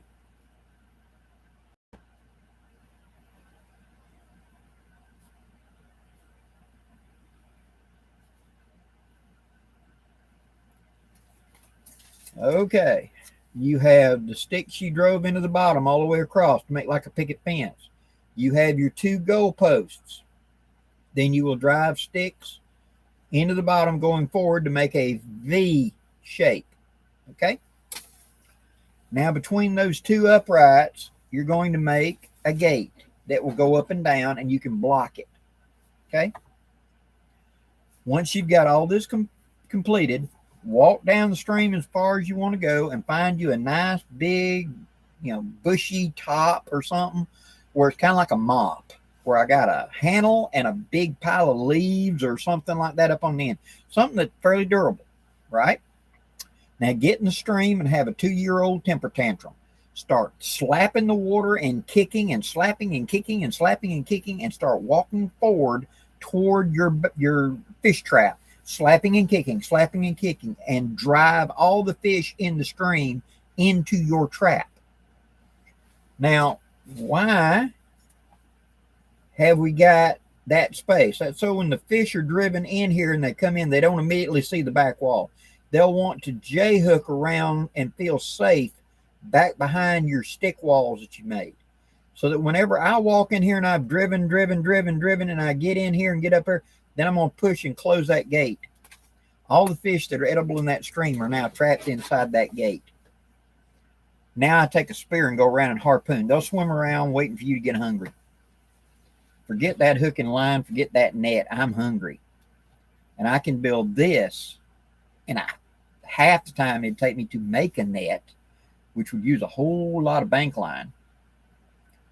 And it's much more effective.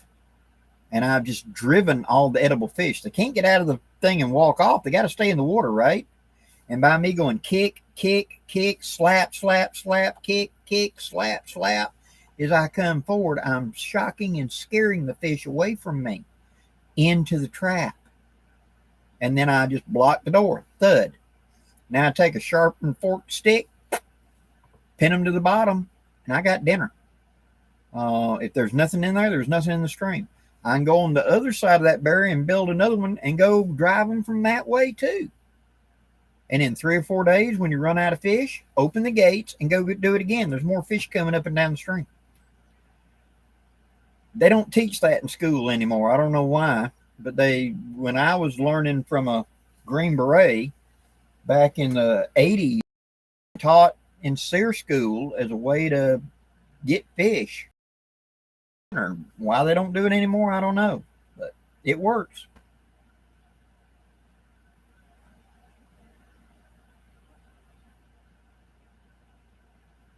Slick Rick 757, how to sharpen a knife without a sharpener.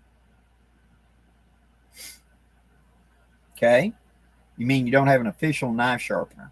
The bottom of a coffee cup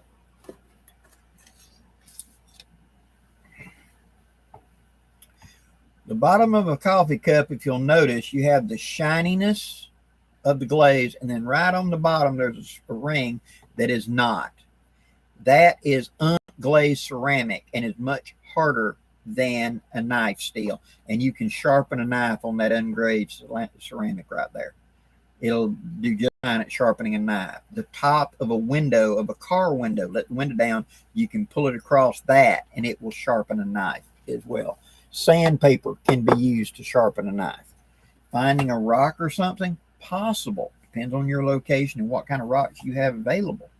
But it has to be harder, much harder than the knife. Well, not much harder, but harder than the knife, so that it can wear it down and sand it to shape, so to speak.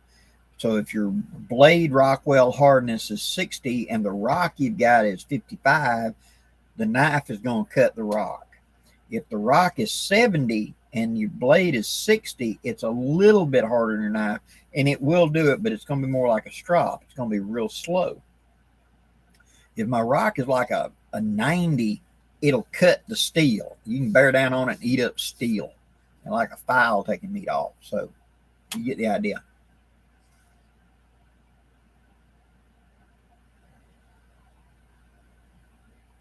Does anyone else make the same hat you wear? BSA stopped making it.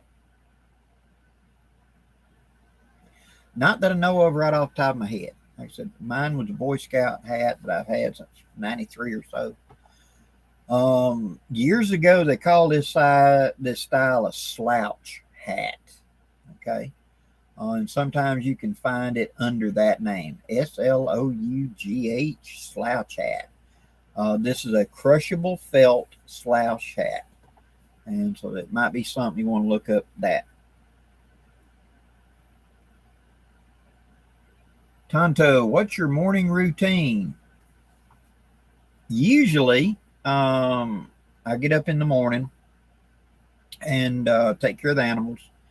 Go outside with the doggy, the old dog, let him have his morning bark at the squirrels and, constitutional and that type of deal. I don't drink coffee in the morning.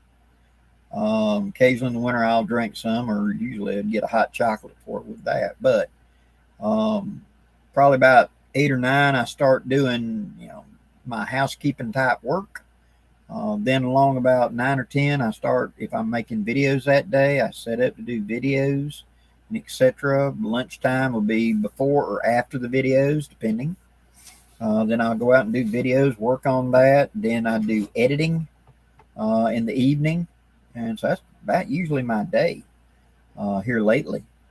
It's taking care of family business, taking care of business around the local. And am I meeting somebody today? Do I have an appointment today? Much like everybody else's life. I don't live in that dream cabin by that lake that guy keeps offering you $10 million. Do you want to stay at for, $10 million, but you can't have internet for a year? Sign me up if it was, but can I do a video on the water? Yes, and I have done it in the past. I did an in-depth, like an hour-long video about 2 years ago, maybe 3 years ago now, on it, on how to find water and stuff like that.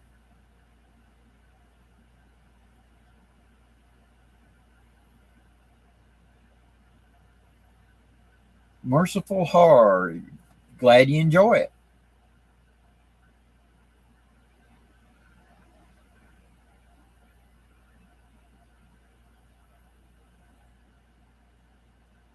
Spiral weirs, yes, those can work too. About fish weir, um, coming along a bank and they curve them around into a chamber. That can work very well as well.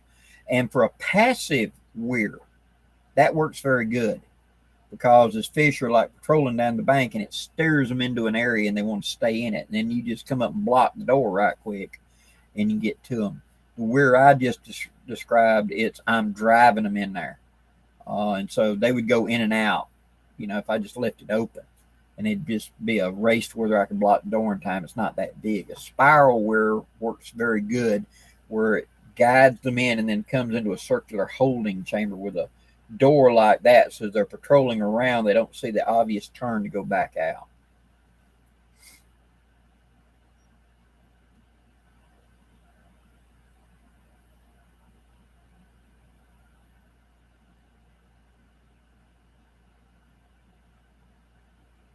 What's the last animal I hunted and killed? Ooh. I got a hog last year. Hello, Waypoint Survival. Hello, sir. Glad you made it. I think a hog was the last animal I hunted, you know, uh, like that. Besides that, it'd be, did you kill a snake because there was a rattler in the yard or something like that? I don't tend to remember that much, but the last animal I can point to and remember clearly was going hog hunting.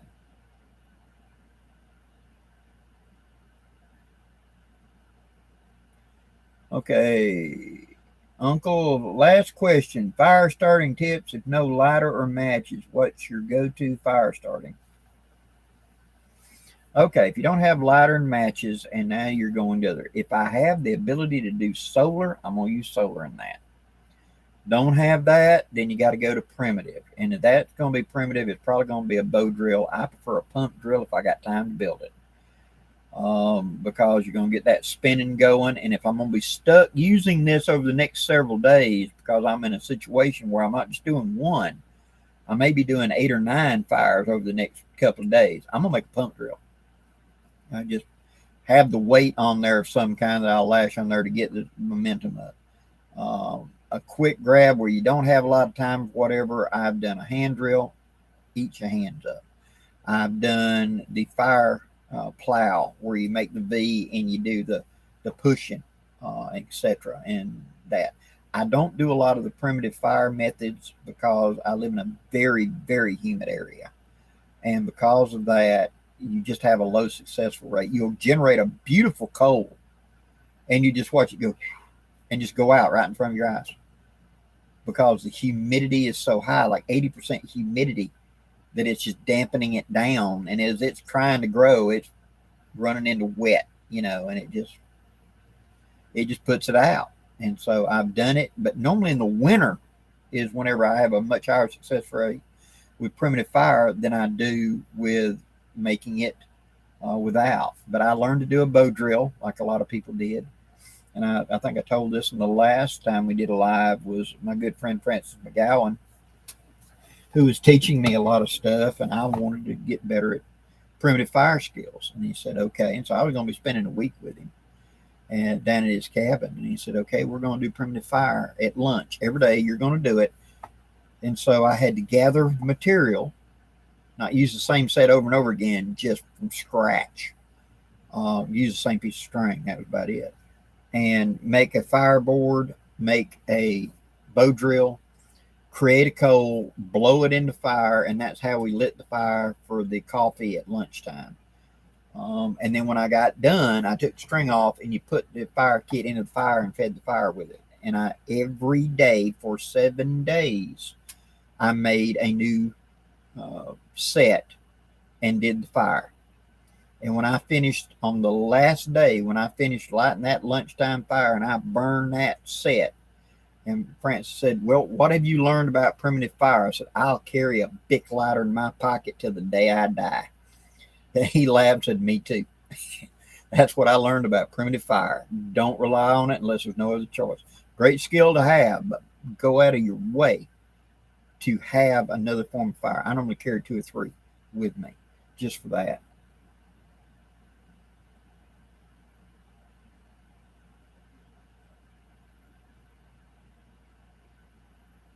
Would it be possible to get the Grouch on the channel? Would love to see the man who meant. I want to go over, and now that it's cooled off, but my good friend Francis is in his 80s now. And I want to go over and spend an afternoon with Grouch and put the camera on and us just talk. And I want to do that for you guys because when I came and met him, I was in my 20s. And he was a Force Recon Marine that had been there, done that, been a master scoutmaster for years. He had the skills, the everything, grew up in the woods. And he really, really focused me. And I am a mere shadow to Francis McGowan, which I call him Grouch. And I'm going to do that for you guys. I want me and him to sit down and talk so y'all can meet him. He's that awesome. Love him to death.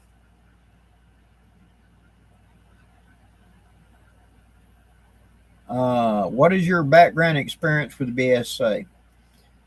I was, as an adult, doing living history and was brought into the BSA by Grouch originally for a event that's put on down here every year for the scout troops, where they do a rendezvous, a living history event where we go out and do mountain man type skills and etc. And I was brought into it by that, and then from that I became part of a local group, and I got on the roundtable committee, and my job was teaching scoutmasters more than anything else that didn't have skills. And so I worked with the actual troops, I worked with scouts, and then I was selected and sent off to national school to become a shooting sports director at Camp Alaflo in Alabama. And I was the Camp Alaflo shooting sports director for several years and worked with multiple troops and groups and things like that. So that's how I got into BSA. And I worked with BSA for 10 plus years.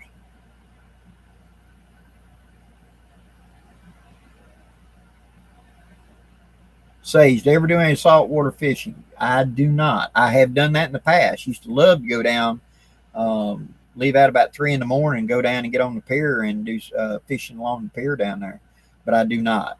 Deep sea fishing, it's just so much water. I'm a woods guy, and I got a lot of friends. Man, they love to get out there and go for them big stuff or whatever. Yeah, that's fun. But it's just so much water to me. It's not my thing. I'd rather be using a fly rod in a slough or a bayou somewhere, or a backwater pond. Catching a bluegill that big makes me happier than a 1-ton marlin.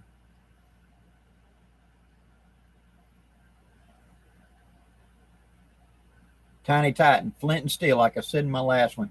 Large piece of char cloth.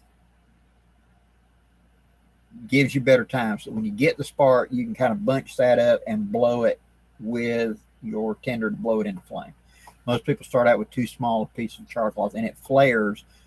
But what you're doing is you're getting the spark being caught by the medium, and then that you're blowing and generating the heat. So I've got to get that inside of my bird's nest. So then I blow, and that blowtorch of heat is coming off of my breath. It's got to have enough fuel source, that char cloth, to hit that intensification and ignition point of the bird's nest. And so a bigger piece of char cloth in the early stages work better. As you get better and more focused and more experienced, that can come down in size because you know more of what you're doing and how to focus. And don't be in such a hurry. Once you get the char cloth going, get it in the middle of your bird's nest, get it around, give it just a little bit of air, just a short little thing like that. And I like to do this and swirl my arm around with it. Adding a little, let it glow. What I'm doing is really warming up the bird nest, the tinder right there. By doing that, so that little coal is glowing a little bit, but not as intense. But I'm warming up and drying the bird's nest around it. Do that for a few seconds. Then come back and give it a little bit more. And do like that. And the smoke will intensify. And you'll notice when the smoke becomes more than just wisp, becomes kind of solid. That's when you come up, hold it above your head. Don't bring down here because it's going to go in your face. Come up here and take your breath from down here. And then bring down, blow up and into it. So it goes up and the smoke goes away from it. And when you go to take your next breath, don't inhale right here. You're going to suck smoke. So it's like, lift up, come back down, and then blow into it. Trust me, after you've coughed and gagged enough, guilty, you'll learn your breathing technique is just as important as anything else.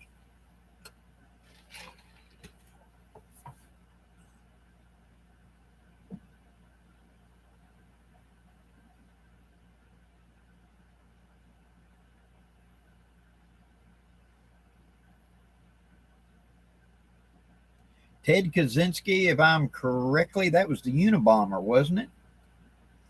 I hadn't heard anything about it. All I knew is they had, if I'm correct, they had caught him and put him in prison. And that's all I, don't follow it, so to speak. Waypoint Survival, Yukio makes, yes, they do. And every fire kit should have matches in it. And I really recommend carrying those, at least some of them, not exclusively, but some of those lifeboat matches, because there's so much ignition material on there. And they're great whenever you're in a wind, and I've got a tinder bundle. What is the difference between a tinder bundle and a bird's nest? A bird's nest is really fine, and it's for taking a spark and blowing it into flame. A tinder bundle is a lot coarser and can be bigger material, see. And I can take one of those Yukio lipo matches, strike it, and just shove it into the middle of that, and then squeeze it around it and use it to shield my body and not have to work a light or work a flash or whatever, because there's just so much wind around you. Being able to shove it in the middle and it will keep burning. It will just burn quite happily in the middle of that, where a match would smother out. But one of them lifeboat matches will keep burning. And I can, build it around that. So everybody needs that in their kit.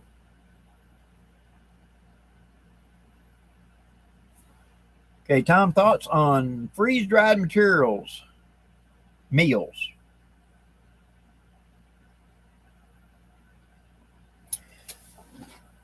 Be honest, I have eaten them. And I do carry them from time to time. The ones that Mountain House stuff they carry at Walmart and etc. work pretty good. Okay. But let me give you a little idea and save money. Walk over to the soup aisle in Walmart. And up there on the shelf, you're going to have this Bear Lodge or whatever it's called, darn good chili. That stuff's good. Those soups and stuff are just dehydrated frozen. Just like it, but it's like $3 for 8 servings of that versus 3 servings for $12 or whatever it is for the Mountain House meals. And I like them better. And so look around in your soup aisles and stuff like that in your regular grocery stores. And a lot of times you can find stuff that does the same job. Just add water and heat and eat. So Mountain House can be good. I don't like them as a constant meal, and they're a great beginning that I can cook in a hurry, but they weigh nothing. They have a long service life, and I like to put them into go boxes and bags because they're just quick and handy. So also works like instant soups, instant potatoes, instant whatever. If I just got to add water and stir it up, works for me.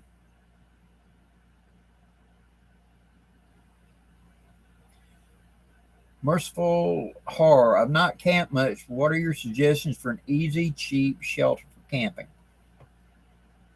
Okay, if you're looking for a tent, an enclosed tent or something, wait until, I'd say February. Okay. Definitely after Christmas, but I would say February. And then start looking at things like Sportsman's Guide and stuff like that. And a lot of times they'll have last year model camping stuff and they'll throw it out there cheap. Right now, see, it's the end of summer. You think it'd be cheap. Nope, Christmas is coming up. So the retailers are not going to dump the last year's stuff yet. until after Christmas. So late January, early February, start looking at the Sportsman's Guide, Walmart, and look at the camping stuff. And quite often you can find the tents at a better quality tent than you could afford it to begin with.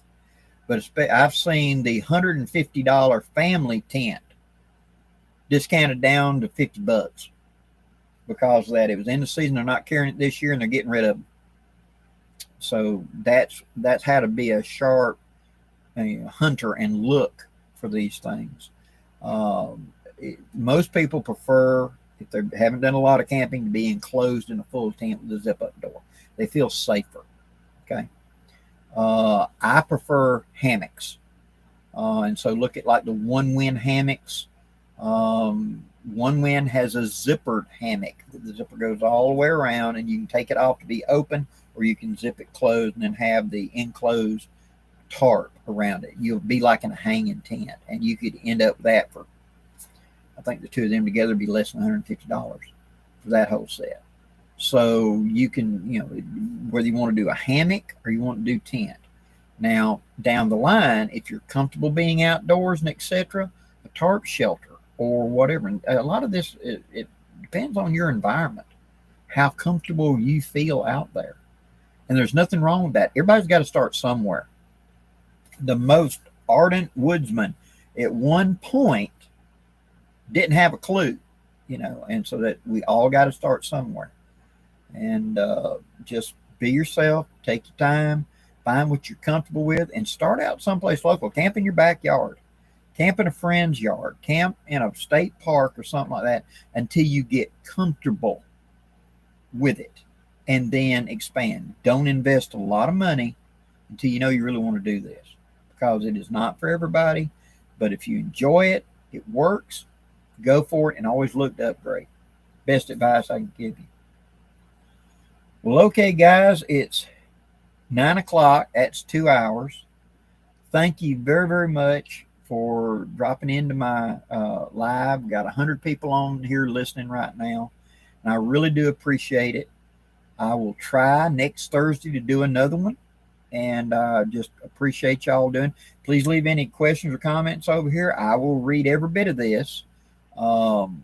Whenever I shut down and get all this done, I'll go back and look at all the comments.